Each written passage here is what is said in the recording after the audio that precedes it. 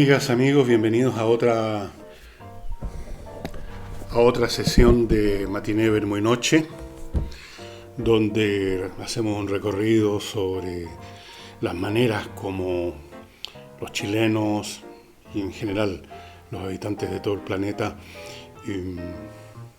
se divertían en las salas de cine, en una época en que el cine era mucho más importante que ahora. Pero también en este programa hacemos recorridos por el presente, un poco menos, pero los hacemos. Y hoy día me quiero referir a dos productos que son complementarios en cierto sentido, pertenecen a distintas épocas de la industria cinematográfica y pertenecen a distintas épocas de la historia, específicamente de Estados Unidos, que es donde se producían. Como les he dicho en muchas oportunidades, el cine es una industria, es un comercio, se produce algo para ganar dinero, pero eso asume y requiere la producción de una mercancía que sea de interés de ese público, si no, no se vende nada.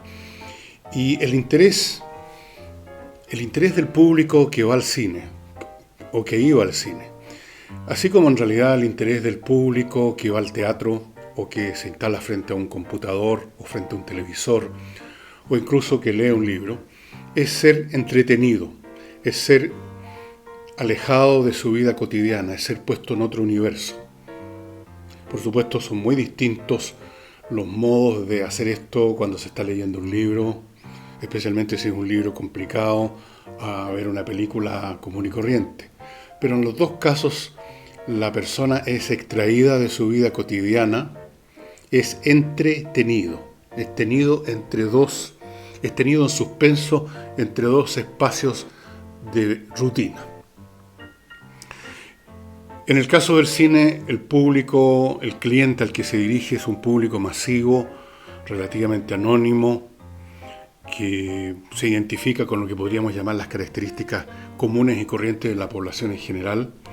Estamos hablando entonces de un determinado nivel asumido de cultura, de sentimientos, de inteligencia, de intereses, y tratando de adivinar cuál es ese núcleo es que los productores le aciertan o no. Uno de los productos que se fabricaron, porque esa es la palabra, en grandes cantidades en los años en que ya existía el cine sonoro. Estamos hablando entonces de finales de los 20, especialmente en los 30, 40, 50, 60, pero especialmente entre los 30 y los 60, son los musicales.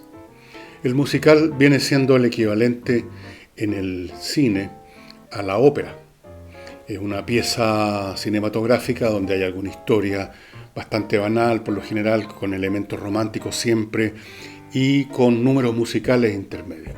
En cualquier momento, los protagonistas, que pueden ser ellos mismos cantantes o los doblan, como ocurrió con la película por Jean Bess, por ejemplo, ya les contaré, si me acuerdo. Los tipos están hablando y sin solución de continuidad se inicia una canción, como cosa normal, como en la ópera. Es una cosa entonces bastante artificiosa, en cierto sentido, pero después de todo, el que va al cine está a priori aceptando una dosis de artificio. Una película, lo que sea que represente, es un artificio, no es realidad. Parece realidad, trata de ser como la realidad, pero no lo es. La gente acepta eso, igual que los que van al teatro. Lo que están viendo es una actuación, pero hay un momento mágico en que aceptamos esta fantasía, este artefacto melodramático como realidad. De ahí que en esos años, especialmente en los años en que vuestros servidores iba al cine, por lo tanto no en los 30 ni en los 40, sino que después, especialmente en los 60, para mí como para todos los chicos de esa época, el musical, la película con números musicales, la encontrábamos deplorable, algo espantoso. Yo me acuerdo en alguna oportunidad con un amigo, vamos al Cine Lido, uno de estos cines elegantes que había en el centro de Santiago, si no me equivoco estaba en Huérfanos, bastante cerca de Santa Lucía, me parece. Una sala muy bonita, y decidimos ir a ver una película que no teníamos idea en qué consistía, pero actuaba la Catherine Deneuve, algún otro actor conocido, se llamaba Los Paraguas de Cherburgo. Compramos la entrada sin mirar mucho a nuestro alrededor, sin mirar los carteles, sin enterarnos de nada. Entramos a la sala, se apaga la luz, se corren las cortinas, empieza la filmación y nos damos cuenta a los pocos minutos que los personajes empiezan a cantar y nos pareció insufrible y nos levantamos y nos mandamos cambiar. ¿Y por qué nos pasaba esto con los musicales? Porque los muchachos, los cabros que íbamos al cine, en un grado quizás diría yo superior a los adultos, queríamos sumergirnos completamente en la fantasía, como si esta fuera realidad. Queríamos ver guerras de verdad, vaqueros de verdad, policías de verdad, disparos de verdad. Y no puede haber nada menos de verdad que una película donde unos tipos están hablando y de súbito se ponen a cantar. Nos sacaba de esta ilusión de la realidad, nos despertaba de este sueño. Sentíamos que era como una estafa, una cosa insufrible, y salíamos arrancando. No, los cabros no íbamos a ver musicales, íbamos a ver películas de monstruos, de invasiones del espacio, de vaqueros, de guerra, pero jamás íbamos a los musicales. No nos interesaban, nos parecían ficticios, más ficticios que, aunque en realidad eran menos en el fondo, más ficticios que los monstruos, los platillos voladores. Independientemente de lo que nosotros quisiéramos los cabros, fue una gran era para los musicales, porque, pensando en los adultos, estaban hechos para llevar el elemento romántico que estaba siempre presente en el musical a su máximo esplendor, a su clímax. Y había otra razón por la cual los musicales en esos años, los 30, 40, 50, especialmente en esos 3 décadas, eran especialmente deleitosos para la concurrencia adulta. Y es que en general tenían excelente música. En alguna oportunidad le preguntaron a un productor de Hollywood a qué atribuía él el éxito de ese género cinematográfico, el musical. ¿Cómo lo hacía él para obtener estos éxitos de público y por lo tanto de home box office, de caja? Y él explicó lo siguiente, dijo: bueno, es muy fácil. Usted contrata a gente como George Gershwin, Cole Porter, Irving Berlin, estoy mencionando grandes músicos de música popular. Gershwin también incursionó en música más seria, que produjeron la música de muchísimos de esos musicales. Por ejemplo, de Gershwin recuerdo un musical que se llama Shall We Dance, Vamos a Bailar, con nada menos con Fred Astaire, uno de los grandes bailarines del cine, un tipo muy agradable además, muy talentoso, tocaba muy bien el piano, y la Ginger Rogers, bailaban como dioses, con música de Gershwin. Anything Goes, eso me parece que eso es de Cole Porter, bueno, gran músico Cole Porter. Kiss Me Kate, me parece que es de Gershwin, la música de Gershwin. An American in Paris, con Gene Kelly, otro gran danzarín de esos años, música de George Gershwin, por cierto. Oklahoma, bueno, esa era música creo que de Hammerstein, pero no estoy seguro. Pero en todos los casos estamos hablando de estupenda música. South Pacific.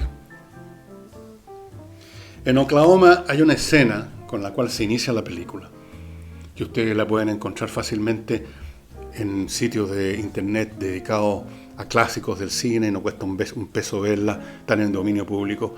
La escena inicial, ustedes ven al actor principal, que es un cantante, era un cantante en esos años, esta película es de los 50, avanzando en su caballo al lado de un maizal, me parece, en un día precioso, resplandeciente, y canta una canción tan hermosa, What a Beautiful Day, que si uno no siente ya desde ese momento que se le pone la piel de gallina y que el júbilo le llena el pecho, entonces significa que uno está muerto y no se ha dado cuenta.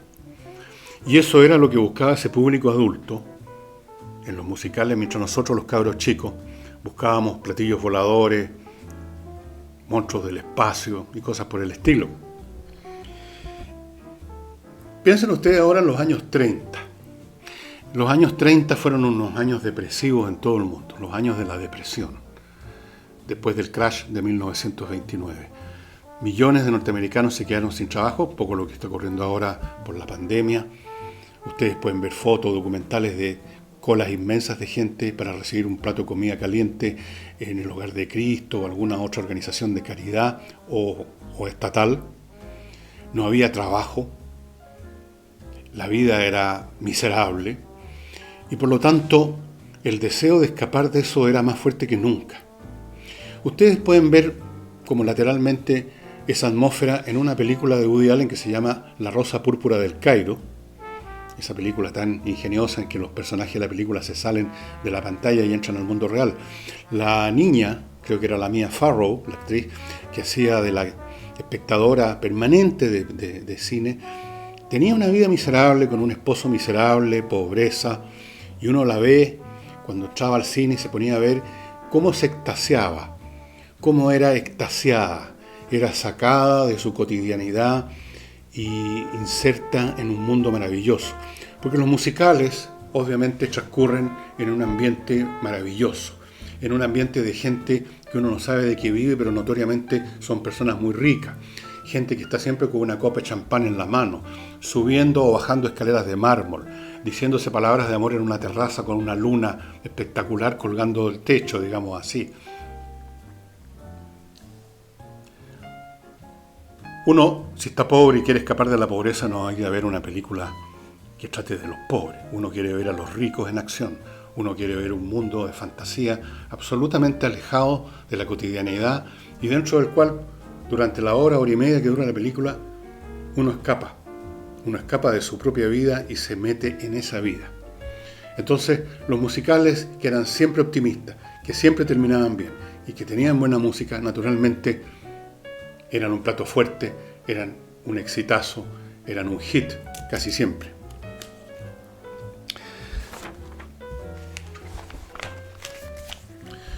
Años más tarde,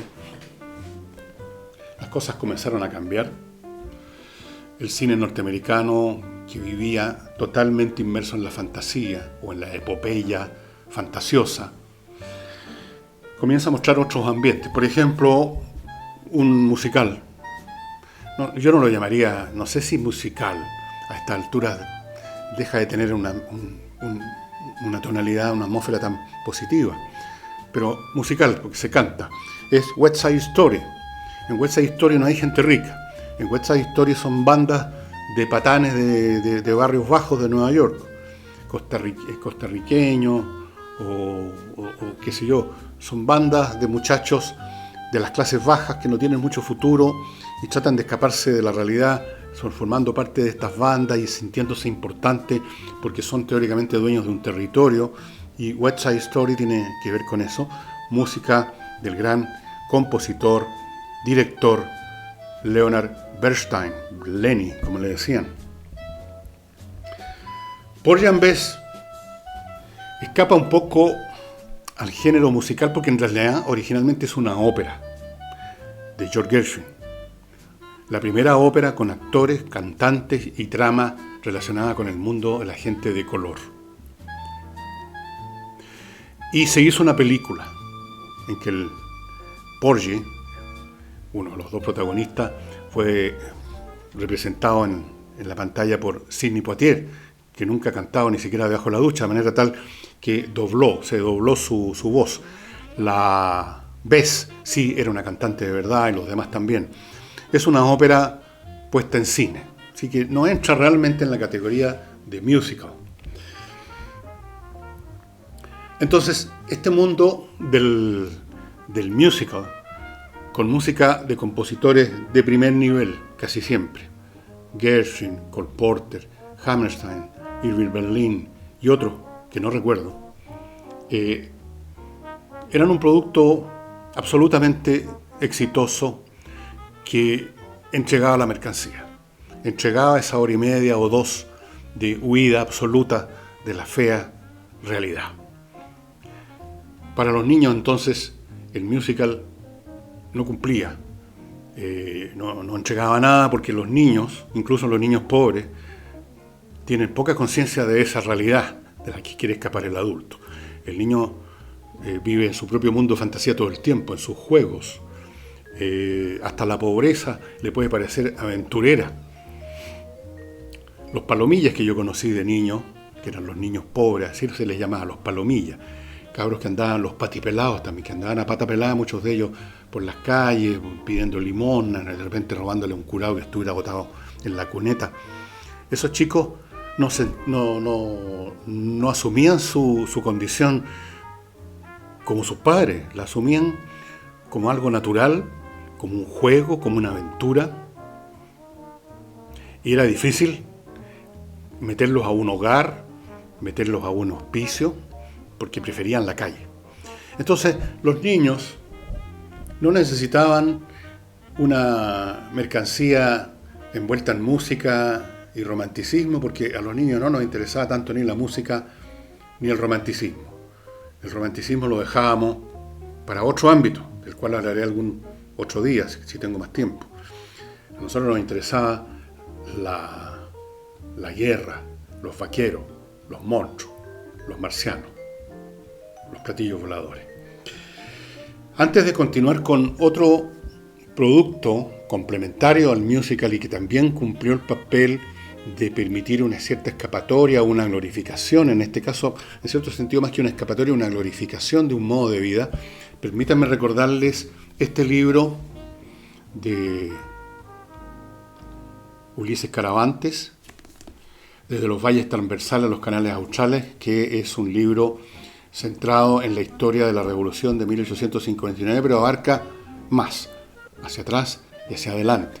Es un libro muy interesante porque los antepasados del autor de Ulises participaron en estos asuntos de una forma o de otra, o como mínimo fueron testigos directos y juntaron documentos. Algunos incluso fueron recibidos por su utilidad por el historiador Benjamín Vicuña Maquena. Es una historia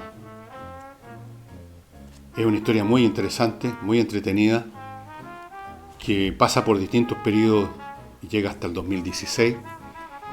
Y yo lo recomiendo como una lectura entretenida, muy entretenida para estos tiempos en que todos estamos mucho más rato en nuestras casas, por la cuarentena, por el toque de queda, etc.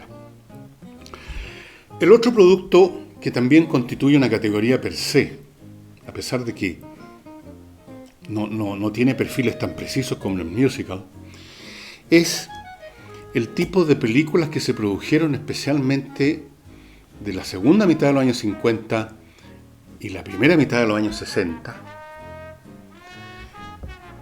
de las cuales yo diría las representaciones, las expresiones más puras, son las películas que produjo Ross Hunter con Rock Hudson y Doris Day. Esta pareja participó en 3 películas que son clásicas de este género que no sé qué nombre darle. Estas películas se llamaron Pillow Talk, Conversación de Almohada, Lover Come Back y Send Me No Flower, No Me Mandes Flores. Eran comedias del mundo de la clase media norteamericana tal como era o pretendía ser en esos años.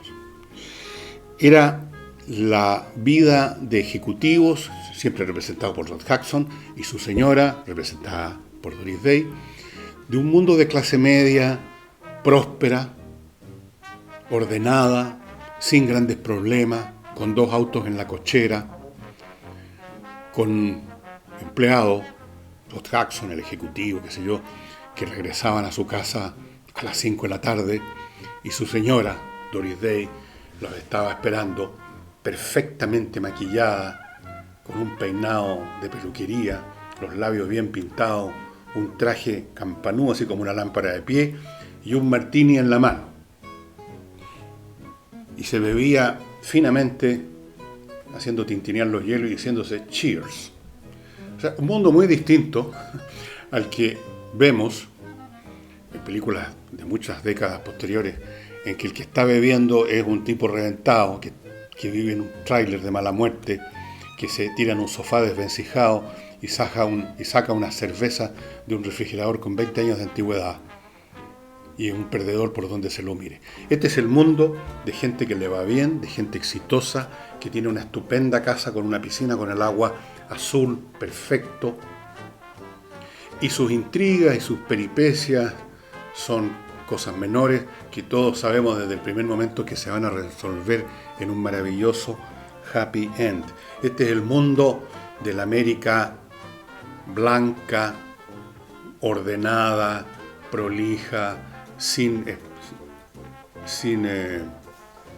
rayados murales, sin grupos de reventados o de rebeldes pateando piedra en la esquina, un mundo despejado. Cuando en la mañana vemos salir a los Jackson a la oficina, se abre la cochera, sale en uno de esos tremendos autos de los años 60, la calle está despejada, no hay nadie, todas las casas están con el pasto del antejardín perfectamente cortado, manicurado, bien regado. Luego llega a su oficina. Y ustedes ven un poco también ese mundo, aunque con un grado mayor de distorsión, en esa serie de televisión que se llama Mad Men, que es la gente que en los años 60 trabajaba en la publicidad y que ya a las 10 de la mañana estaban abriendo la licorería y sirviéndose un whisky. Pero en el mundo de los Jackson solamente existe el trago a partir de las 5 de la tarde y es el martini que sirve la señora. Ahora, no deja de ser paradojal, y algo nos dice sobre la relación entre el cine y la realidad, el que tanto Ross Hudson como Doris Day estaban muy lejos de tener esas vidas tan perfectas, tan bien hechitas, tan manufacturadas, como los personajes que representaban, como ustedes saben, pero nosotros en esa época no sabíamos. Hollywood sabía, nosotros los espectadores no. Ross Hudson era homosexual, tenía toda clase de aventuras con toda clase de personajes del mundo de Hollywood. Los ejecutivos de los estudios andaban corriendo detrás de los periodistas para pagar las historias y terminó muriendo de sida. O sea, está bastante lejos como persona real de los personajes que representaba. Siempre representaba un heterosexual absolutamente convencional, con humor. Ross Hudson era un tipo simpático con humor, pero era eso. Y Doris Day, por su parte, que representaba a esta dueña de casa manicurada, bien peinada, perfecta, tuvo una vida muy tumultuosa. Tuvo varios esposos que la trataron mal, muchas aventuras. La vida no fue tan grata para ella. Era una muy buena cantante, pero su rol como cantante, que muchos ni siquiera saben que existe, que haya sido cantante Doris Day, fue opacado por su participación en Hollywood, en el cine. Y a su vez su participación en el cine fue opacada por vampiresas más opulentas en todo sentido, más atrevidas, porque Doris Day nunca salió del paquete en que la pusieron. La señora comilfó, como debe ser, que nunca dio más que un beso, nunca se la vio en nada que se acercara o insinuara a la vida erótica, porque estas personas podían tener hijos pero no tenían sexo en cierto sentido. Eran todas con inmaculada, había una inmaculada concepción generalizada en ese mundo. Ahora, ese mundo retratado por el cine de Ross Hudson y Doris Day y otras películas similares, por eso que digo, ellos son solo representativos de un género, que no sé qué nombre darle.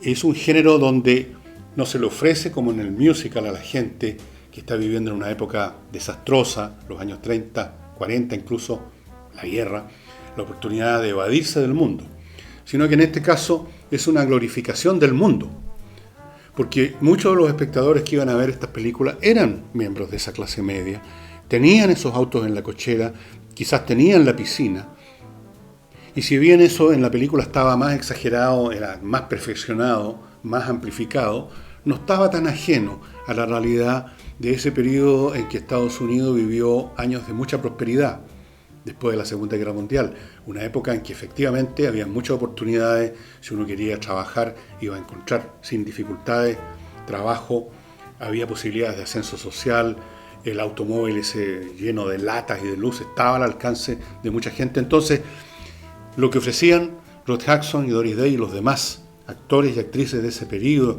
y de ese tipo de comedias, llamémoslas comedias, no sé, comedias de clase media, nombre provisorio. Ese mundo no era una evasión, no era un mundo alternativo para evadirse, era la glorificación, la celebración, era el te deum de la vida real de muchos americanos. Habían cosas que estaban ocurriendo, por supuesto, en el trasfondo de ese Estados Unidos y que también se reflejaron en el cine, y alguna vez quizás hablemos de eso. Películas como Semilla de Maldad o películas representadas por Marlon Brando, siempre miembro de una banda de motociclistas con chamarras negras y avanzando por las calles para dejar la crema en un pueblo chico normalmente. Eso también existía. También existía pobreza. Desde luego existía una feroz discriminación racial en el sur de Estados Unidos, de una manera, y en el norte de otra, pero también discriminación. Pero todo eso, aunque era real, no constituía lo que podríamos llamar el corazón de la América de los años 50 y 60. O en todo caso el corazón de la América como se la representaban los americanos y como nos la representábamos los cabros o los adultos del mundo subdesarrollado que íbamos al cine, y ante nosotros ese mundo de Doris Day, de Rod Hudson, de la piscina de un azul profundo, del auto inmenso repleto de luces, del bungalow o el chalet maravilloso, era el ideal, era lo que había que perseguir en la vida, era lo que había que tener. Y que en Chile, en esos años, tenía una capita mínima de una clase media mucho más pequeña que la de ahora, y cuya sección muy superior podía darse el lujo de tener un auto y tener una casa, un chalet, como decían, o un palacete en el barrio alto. Piscina, difícil. Pero era un ideal. Y para los norteamericanos, para muchos norteamericanos, era una realidad adornada, amplificada, manicurada, maquillada, pero realidad después de todo.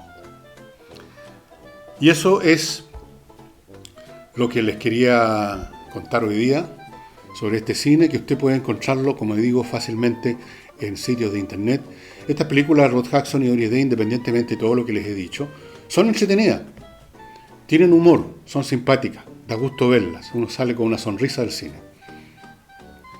Y estos musicales, que también usted los puede encontrar, que también pasaron hace rato a dominio público, ofrecen además excelente música. Como me decía un amigo, a propósito de esa famosa canción que canta en Singing in the Rain, Gene Kelly, cuando chapalea en una calle en medio de una lluvia torrencial, oh, singing in the rain, perdonen mi mala entonación, esa canción, me decía este amigo, probablemente sea el himno que se canta en el paraíso, porque es la felicidad pura, el contentamiento o el júbilo puro. ¿Y quién no quiere ver, aunque en el fondo de su mente y de su corazón sepa que es una fantasía, quién no quiere ver el espectáculo del júbilo? Y eso sería todo, amigos. Muchas gracias por su atención. Espero que disfruten este programa.